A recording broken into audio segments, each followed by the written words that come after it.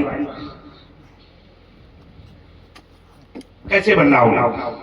क्या देखोगे बालका का?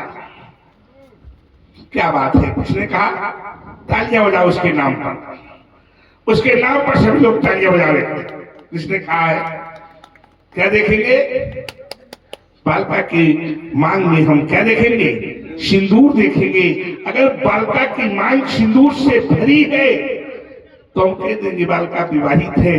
अगर सिंदूर से नहीं भरी है तो हम कह देंगे बालका विवाहित नहीं है। देवता,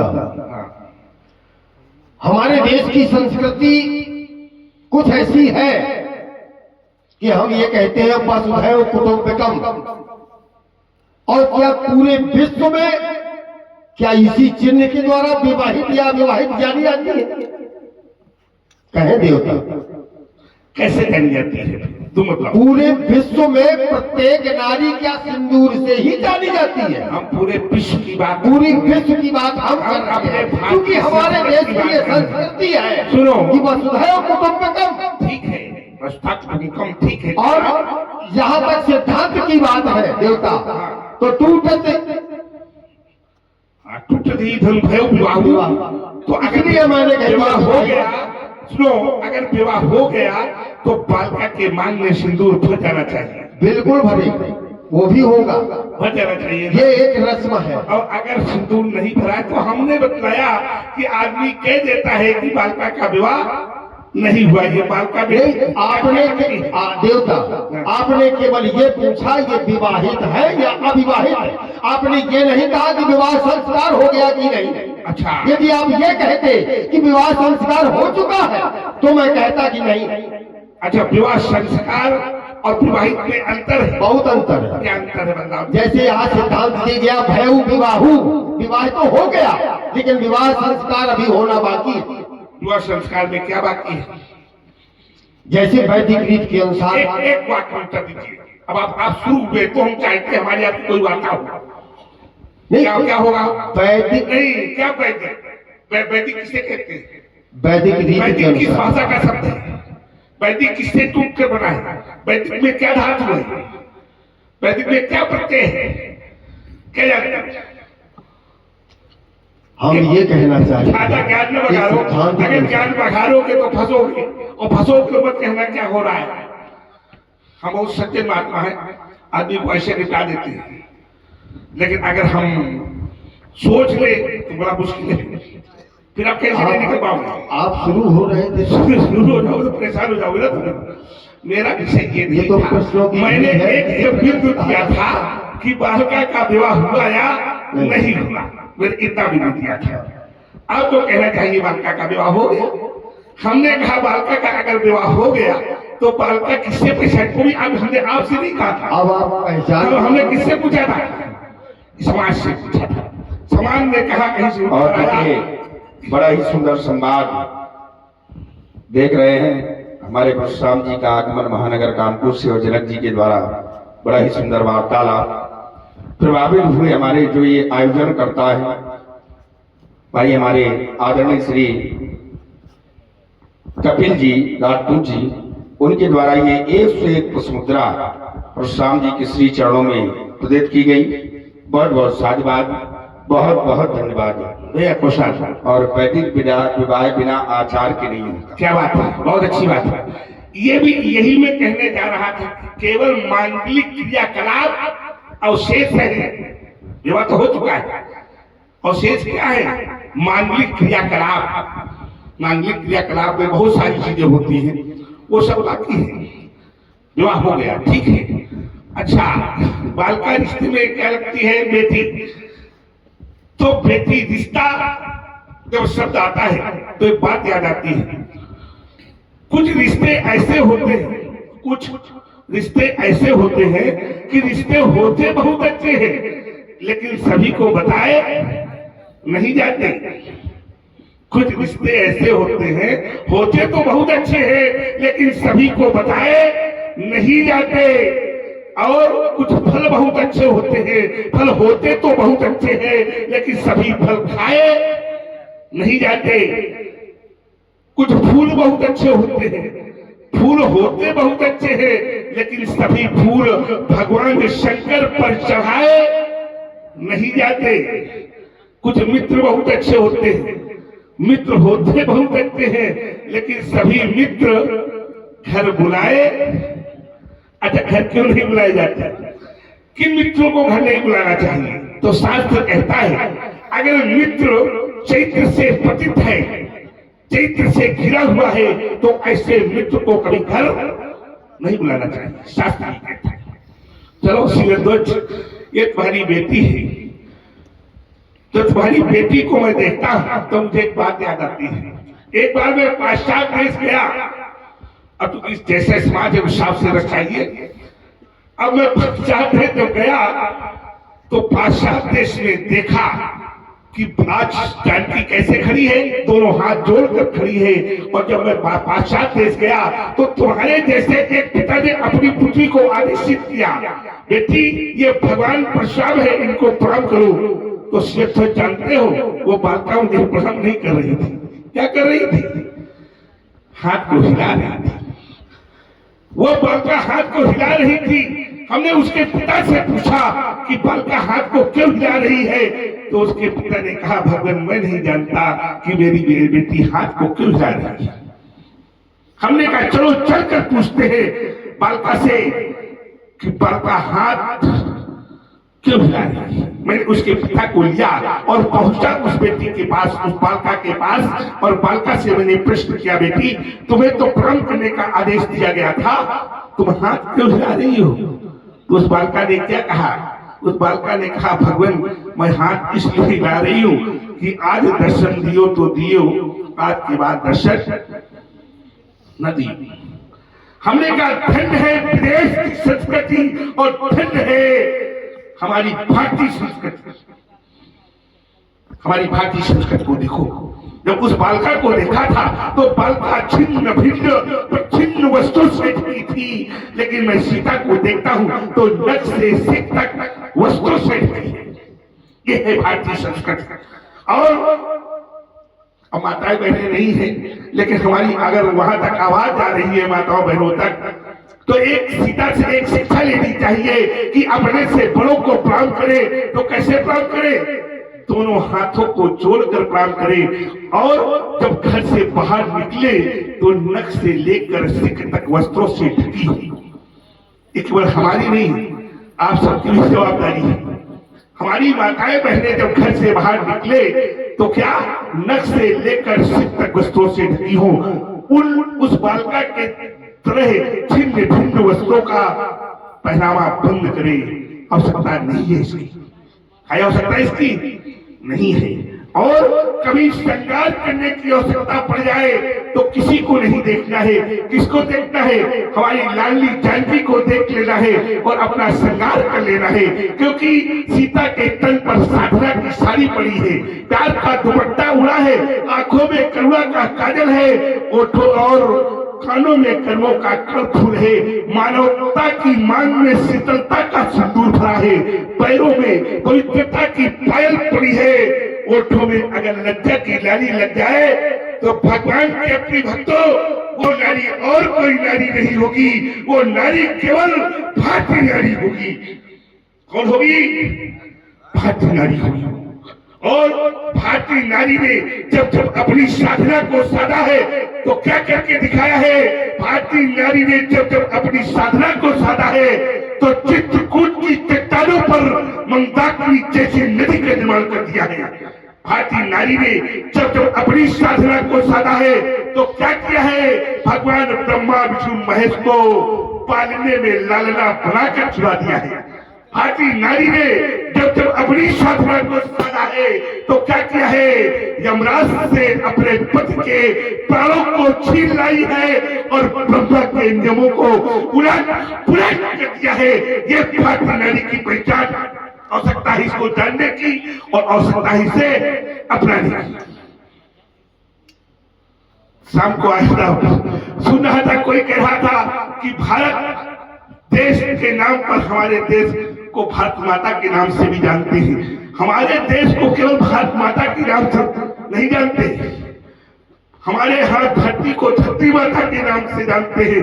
हमारे देश का नाम भारत है तो भारत को भारत माता के नाम से जानते हैं। वृक्षों में तुलसी को तुलसी माता के नाम से जानते हैं और पशुओं में गौ को गौ माता के नाम से जानते हैं। जल में गंगा को गंगा माता के नाम से जानते हैं। पुराणों में गीता को गीता माता के नाम से जानते हैं। ये वो भारत देश है जहाँ पर अपनी माता को तो माता कहते हैं, अपनी पत्नी को भी माता कहा जाता है। ये वो भारत देश है। आवश्यकता है केवल जानने की और पहचानने की।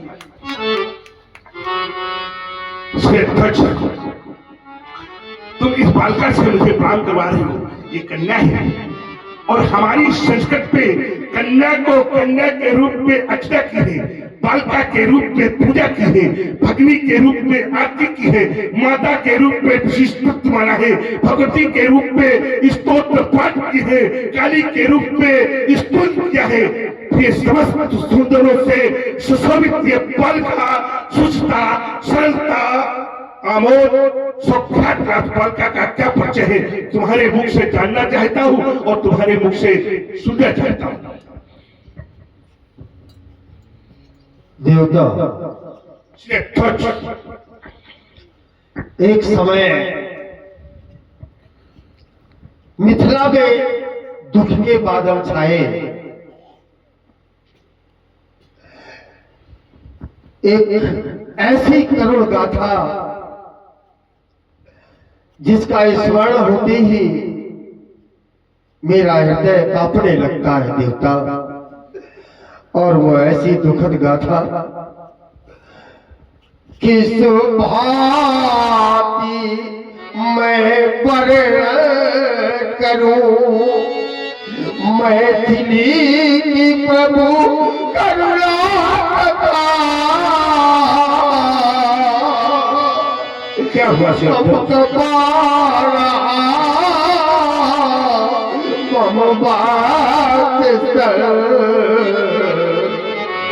आई प्रभु दान व्यथा।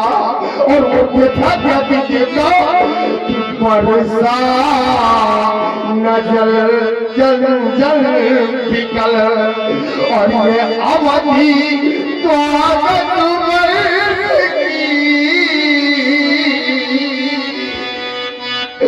और बचल रहा मम मने पालक। क्यों युक्तियां सफल ना हो सकी। देवता, 12 वर्ष तक मेरे राज्य में पानी की बरसात नहीं हुई। तब मैंने अनेकों युक्तियां की, अनेक तालाब खुदवाए, बावड़ियां खुदवाई, कुएं खुदवाए, परंतु कोई भी युक्ति सफल नहीं हुई। और हुआ क्या कि तपता धरातल चतुर्दिके ये भूतल तबादल उठा। तब देव ऋषि के दर्द से आशा तब कोमल खिल उठा। ब्रह्मा सुवन सिखे मान ही है दंपति सका हम पर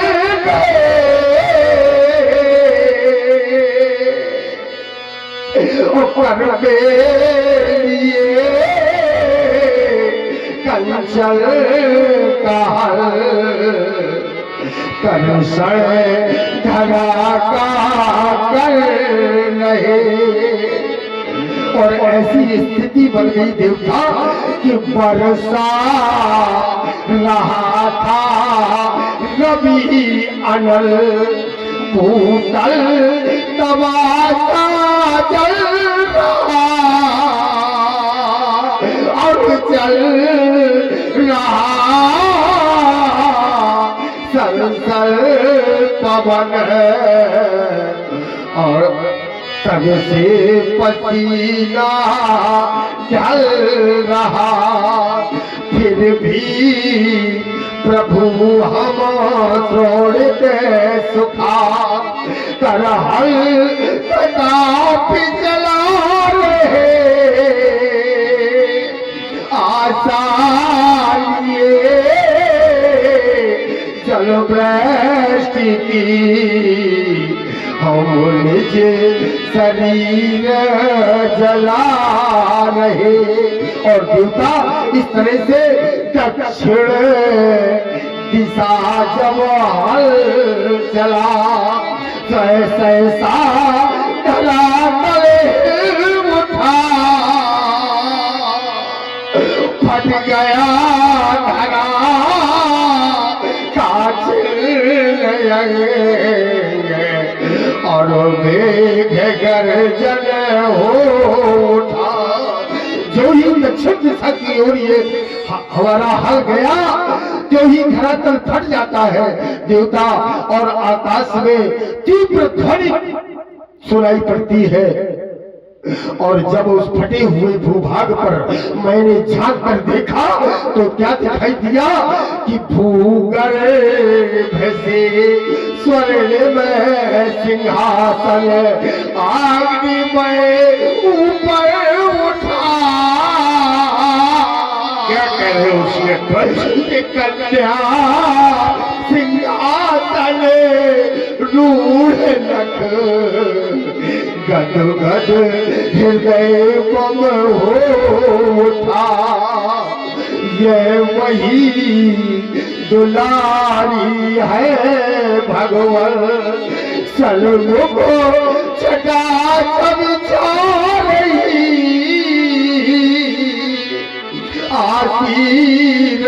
आशीर्वाद कीजिए भगवान यह सलमुख शीश झुका रही। देवता ये किस क्षेत्र में हल को चलाया तुमने? दक्षिण क्षेत्र में। जी दक्षिण क्षेत्र में की भूमि को क्या कहते हैं? पुंडरीक क्षेत्र। पुंडरीक क्षेत्र। पुंडरीक क्यों कहते हैं? पुंडरीक नाम क्यों पड़ा उसका? क्योंकि हमारी समस्त पीढ़ियों ने वही तपस्या की। ठीक है, पुंडरीक शब्द इसलिए उसका पड़ा नाम। पुंडरीक माने होता है जलज। क्या होता है? जलज। और जलज माने जलधन जा, जो जल में जन्म ले अर्थात कमल। वहां की पुंडरीक का वैसे सब शाब्दिक अर्थ है कमलवत। वो जो भूमि है वो कमलवत है, वहां कमल उत्पन्न होते हैं, तो वहां की भूमि दलदली है। दलदली होने के कारण ही वहां पर कंचन का हल चल रहा है। नहीं महाराज, लोहे का हल नहीं चलता। 12 वर्षों में चलेगा। 1 साल खेती न करो तो लोहे का हल नहीं चलता। चलता है। और तुम कंचन का हल चला रहे हो। ये कंचन का हल चलाने के लिए किसने कहा आपसे? नारद जी। नारद जी ने बताया कि कंचन का हल चलाओ। अच्छा, कंचन का हल नारद ने कंचन का हल चलाने के लिए ही क्यों कहा? ये क्यों नहीं कहा कि चांदी का हल चला लेना? ये हमारा कोई प्रश्न नहीं है आपसे, समाज के लिए समझाने के लिए है। चांदी का हल चलाओ ये क्यों नहीं कहा? तांबे का हल चलाओ ये क्यों नहीं कहा? लोहे का हल चलाओ ये क्यों नहीं कहा? अष्टधातु से मिलाकर बनाए हुए हल से खेत को जोतो ये क्यों नहीं कहा? सोने का हल ही क्यों कहा? सोने का हल इसलिए नारद जी ने कहा। नारद जी कोई साधारण ऋषि नहीं है, ऐसे है देव ऋषि है। और मिखा न होए देव ऋषि वाणी, इसलिए उनका नाम है नारद। नारद, जिनकी बात कभी रद्द न हो, उनका नाम है नारद। ठीक है। तो नारद जी ने लोहे का हल सोने का हल चलाने के लिए ही क्यों कहा? कंचन या स्वर्णिम हल क्यों कहा? क्योंकि जब सोने का हल आपकी तपोभूमि, आपके पूर्वजों की तपस्वी तपोभूमि है वो पुंडरीक क्षेत्र में कंचन का हल चलाया जाएगा, सोने का हल चलाया जाएगा। तो सोने का हल जब सोने के घड़े से टकराएगा, सोने का हल जब सोने के घड़े से टकराएगा तो सोने के घड़े से जो जिसका जन्म होगा उसके कारण ही सोने की लंका का जन्म होगा। एक बार भाई तालियां बजा दे सभी लोग। बोलिए परशुराम महाराज की। क्या बात है। उसी के कारण सोने की लंका जलाई जाएगी। उसका कारण ये है शिवध्वज। इस बालका का नामकरण क्या किया तुमने? सीता। सीता तुमने नाम रखा ये? किसने रखा ये नाम? देवऋषि नारद नारद। अच्छा, आपने क्या नामकरण किया इसका? शिव। नहीं, ये नामकरण आपके द्वारा नहीं किया गया। ये नामकरण तो मैया गौरा ने किया है। सुनिश्चित सत्य आशीष हमारी पूज ही मन कामना तुम्हारी। तुमने तुम्हारे गुरु शिवानंद ने इसका नामकरण जानकी किया जनक के नाम पर, और जब नारद जी ने इसका नामकरण सीता किया तो सीता नाम पर मैं भी विचार करूंगा। सीता शब्द पर जब मैं विचार करता हूं तो श्वेत इति सीता, जो समस्त संसार को उत्पन्न करती है उसका नाम सीता। सबसे अलग समस्त इति सीता, जो समस्त ऐश्वर्यों से युक्त है उसका नाम सीता। सुवति इति सीता, जो अपने भक्तों को सद्बुद्धि की प्रेरणा देकर सद्मार्ग को दिखलाती है उसका नाम सीता। सयति इति सीता, जो स्वयं में चिन्मय व्यापक ज्ञान स्वरूपी है उसका नाम सीता। सिनोनति इति सीता, जो प्राज्ञ परमात्मा को अपने दिव्य गुणों के कारण अपने बस में कर लेती है उसका नाम सीता। साहित्य इति सीता, जो संहार करती है, क्लेशों का हरण करती है उसका नाम सीता। हल के अग्रभाग को कहते हैं सी, सी से इसका जन्म, इसलिए इसका नाम सीता। भूमि से उत्पन्न होने के कारण इसका नाम भूमज्या। जनक की लाडली होने के कारण इसका नाम जानकी। विदेह की दुलारी होने के कारण इसका नाम वैदेही। मिथिला की प्यारी होने के कारण इसका नाम मैथिली। इसका एक नाम और है। इसके कितने नाम है? 108 नाम है। उसमें से एक नाम इसका मातृ लांगन भी है, जिसे लोग मातृ लुंगी के नाम से जानते हैं, जबकि मातृ लुंगी शब्द शुद्ध नहीं है। उसका शुद्ध शब्द है मातृ लांगन। लांगन माने हर होता है। तो ये सिरध्वज के पल का 3 लोग 14 भुवन सप्तद्वीप में नाना प्रकार के नामों से अपने यश को स्थापित करेगी, और साथ में तुम्हारा नाम भी अमित अक्षरों में इतिहास के पन्ने में लिखवा देगी। इसलिए सिरध्वज पालका के लिए सुंदर सा आशीर्वाद संकेत। जा बेटी तू जा,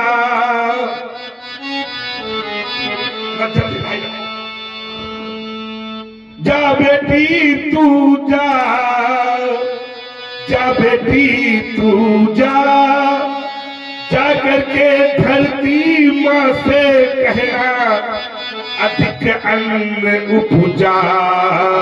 जा बेटी तू जा।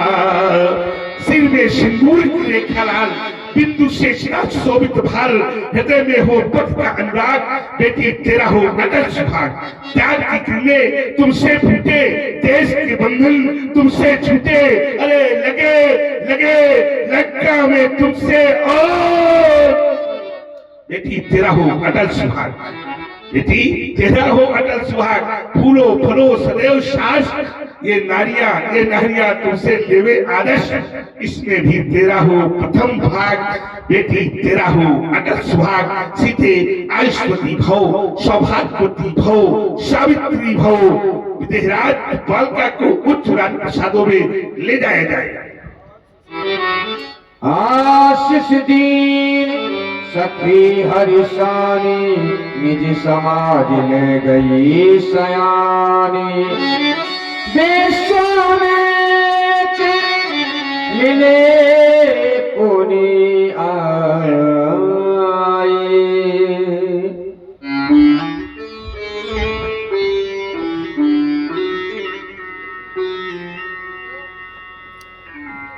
आइए बाबा, आओ बाबा। आप कुशल से तो हैं, वैसे बाबा आपसे कुशलता पूछना उचित नहीं होगा, क्योंकि आप तो कुशल और अकुशल दोनों के आधार हैं। और इस समय महाकुंभ की यात्रा चल रही है, तो बाबा उधर नहीं गए, इधर चले आए। नहीं, हमको महाराज जनक का बुलावा आया, हम मिथिला में आ गए। अच्छा, हाँ, प्रयागराज से कोई बुलावा नहीं आया आपका? नहीं, वहां से बुलावा नहीं आता, जाया जाता है। जाया जाता है। हाँ, तो आपको जाना चाहिए या ऋषि महात्मा संत मुनि अभी चल महामुनि? रहा है, चले जाएंगे। कब चले जाओगे? जब कुंभ समाप्त हो जाएगा तब चले जाओगे? कुंभ में चलता है। चलता है बाबा, चलो वहाँ कुंभ चल रहा है, चलने दो। मैं यहाँ पर चल कुंभ का निवारण कर देता हूँ। मुद मंगलमय संत समाजू, मुद मंगलमय संत समाजू, जो जग जंगम तीरथ राजू। जहाँ संत उपस्थित होते हैं आप जैसे, वहाँ स्वयं अपने आप चल कर तीर्थराज प्रयागराज तीर्थ स्वयं आ जाता है। संतों में वो बल है, संतों की तपस्या में वो ताकत है कि जो चाहते हैं उसे प्राप्त कर लेते हैं। बाबा, आज के 5000 वर्ष पहले आपको मैं रेवा नदी के तट पर मिला था। तब बाबा मैं छोटा था, आप बड़े थे, आपके कंधों में बैठकर मैं घुमा करता था। बाबा, कंधे मजबूत है? अब बुढ़ापा है, पहले मजबूत थे। आपको इन कंधों पर बिठाया, घुमाया। बाबा, आपने ठीक कहा, अब बुढ़ापा है। हाँ, लेकिन बाबा, जब मैंने देखा था तो आपके बाल सफेद हुआ करते थे। आज मैं देख रहा हूँ बाल काले हो गए हैं। बुढ़ापे में तो बाल कैसे हो जाते हैं? बुढ़ापे बाल कैसे होते हैं? सफेद। तो उल्टा हो रहा है, यहाँ हो रहा है। और बाबा, आप तो महाशैव है, भगवान शंकर के उपासक है? तो आप त्रिपुर नहीं लगाए हैं? क्या लगाए हैं? इतने क्यों लगाया आपने? क्या आपको पता नहीं कि परिवेश क्या है, हमें किसके सामने जाना है और हमारा स्वरूप क्या होना चाहिए? होना चाहिए नहीं? त्रिपुर बना होना चाहिए, बाल सफेद होने चाहिए। कैसे? मानता हूँ आप वैज्ञानिक हो, कभी भोजन में विज्ञानी, कहां लगे कछ कथा, पुरानी वैज्ञानिक है आप। मानता हूँ कि सफेद बालों को हमारे बाबा में भी एक क्षमता ऐसी है, तो मेरा बाबा सफेद बाल को भी काले कर देता है? आज भी वही हो रहा है ना, क्योंकि बाबा हमारे विज्ञानी है। क्या है? विज्ञानी। आजकल के लोग भी सफेद बालों को काला कर रहे हैं, लेकिन वो कुछ रसायन विधि के द्वारा कर रहे हैं। लेकिन बाबा तो रसायन विधि के क्या है? बाबा के द्वारा उत्पादन हुआ है। किसका? बाबा के द्वारा सब कुछ किया गया है हमारे। तो बाबा अपने भी बाल काले कर लिए, सब लोग काले करें तो वो करते। बहती गंगा में हम क्यों न नहाने के? बाबा ऐसा है ना बाबा? ठीक हो रहा? हाँ, कुशल से है। देखिए, हमने कहा था कि जब नाती छोटा होता है तो बाबा उसे कंधों पर ही क्यों बैठाते? कंधे में ढालते। देखना, नाती पहुंचा, बाबा ने उठाया और अपने कंधे में नाती को बैठा लिया। बाबा और नाती का बड़ा अनोखा संबंध होता है। बाबा अपने बेटे से तब तक बहुत प्रेम करते हैं जब तक उनका नाती नहीं होता, और जब नाती हो जाता है तो पुत्र पर प्रेम कम और नाती पर प्रेम अधिक होता है। क्यों? क्योंकि बाबा का वंश चलाने के लिए वही नाती आगे है। बाबा का वही वंश चलाएगा। बेटा राम और लक्ष्मण, ये भार्गव परशुराम जी हैं, तुम दोनों बंधु इनको प्रणाम करो। पद सरोज मेले दो भाई,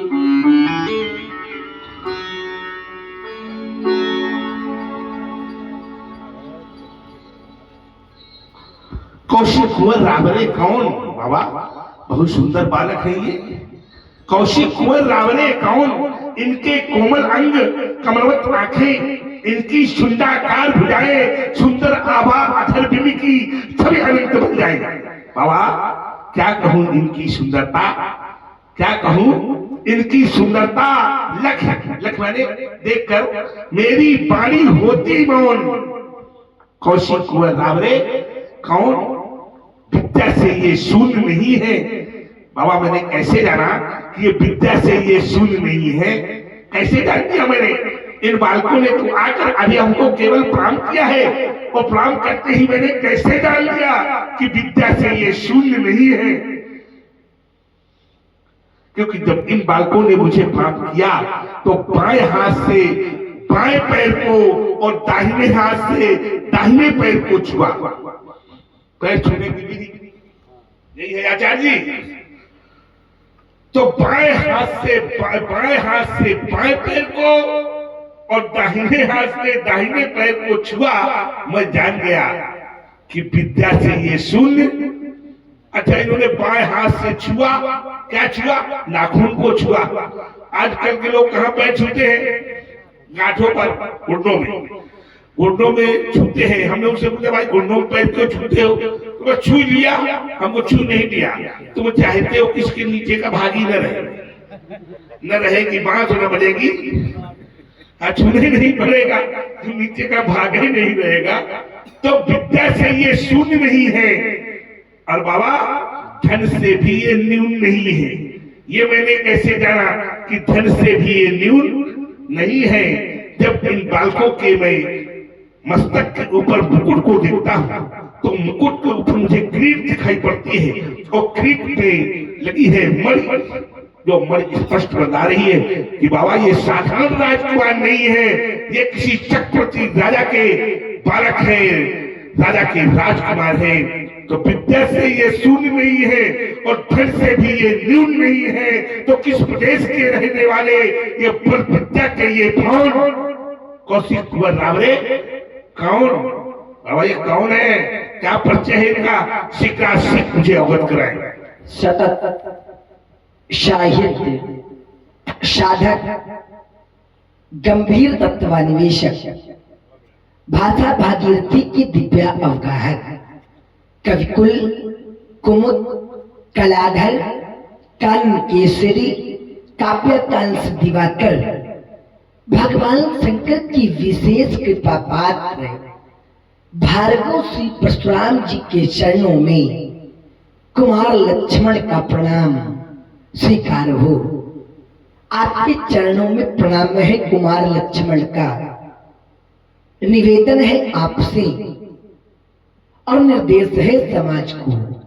देख रहा हूं सभा का स्वरूप, समाज का परिवेश, इसलिए आपके चरणों में एक निवेदन निवेदित कर रहा हूं, क्योंकि आप हमारे ईश्वर हैं। राग भैरवी का दर्शन कराया।